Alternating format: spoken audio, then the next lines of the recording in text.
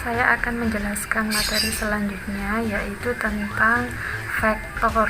Nah, vektor di sini sebenarnya ada di mata pelajaran fisika, tapi di matematika peminatan kita juga akan bahas tentang vektor. Sebenarnya besaran itu kan ada besaran skalar sama besaran vektor. Silakan dibuka LKS-nya ya. Pasti sudah punya LKS masing-masing kan.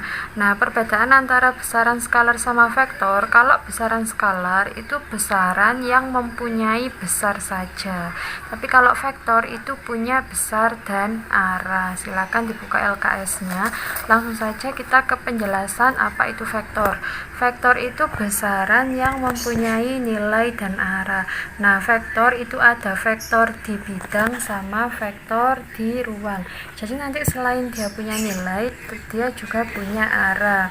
Kalau vektor di bidang nanti arahnya seperti apa? Seperti ini ya nanti. Vektor di bidang dinyatakan sebagai U sama dengan AI ditambah BC.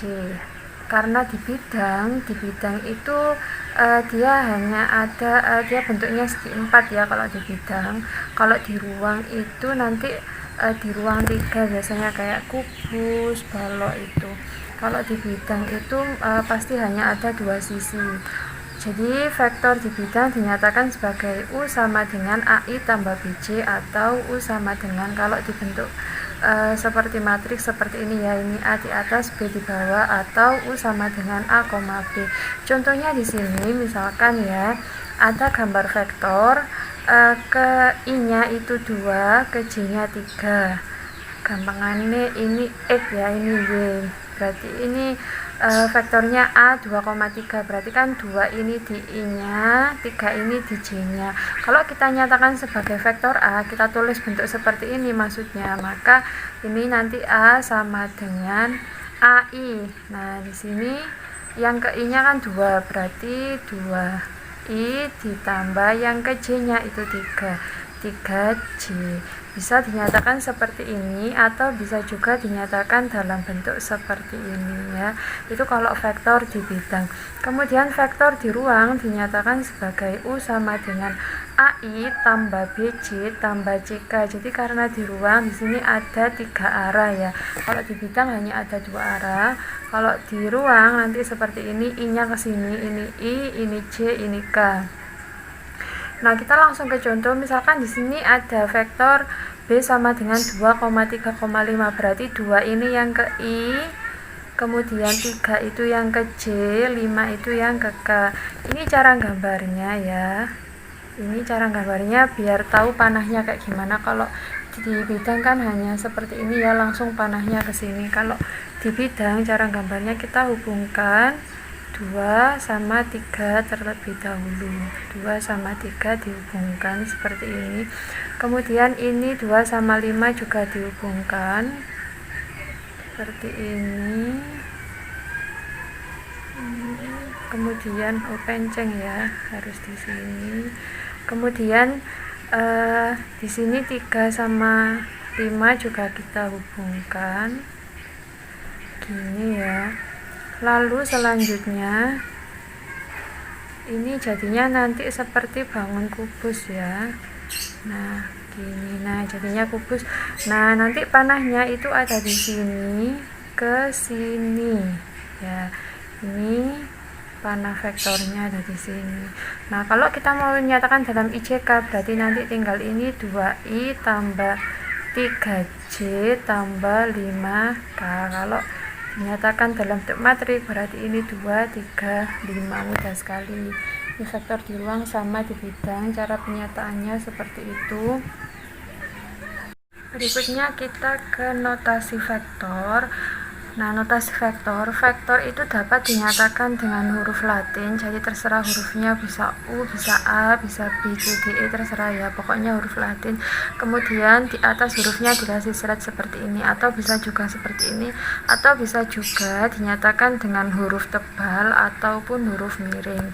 Nah, jika vektor U menyatakan ruas garis berarah dari A ke B. Misalkan ini ada ruas garis berarah dari A ke B, ditulis dengan lambang vektor U sama dengan vektor AB. Nah, jadi U seperti ini dibaca vektor U, AB seperti ini dibaca vektor AB.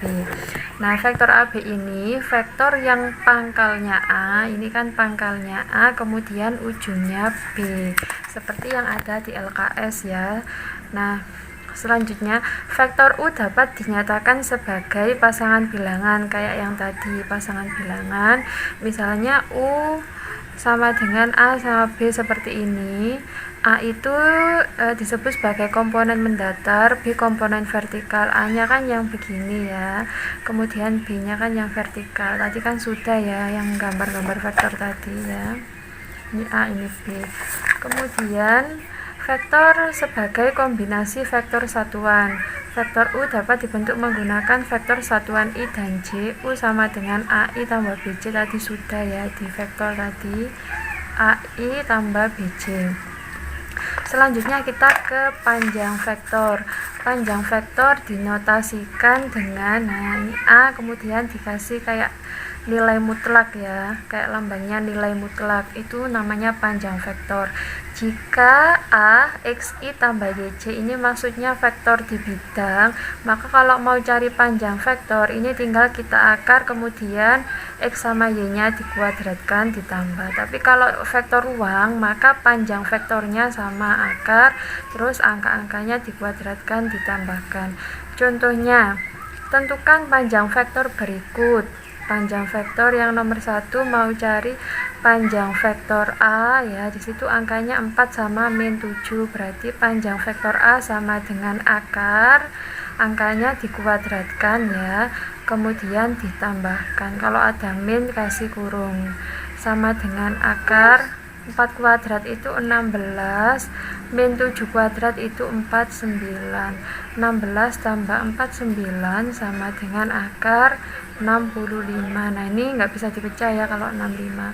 Lanjut ke yang nomor 2, mau cari panjang vektor B, berarti panjang vektor B sama dengan akar, ini angkanya min 6 kuadrat ditambah 8 kuadrat.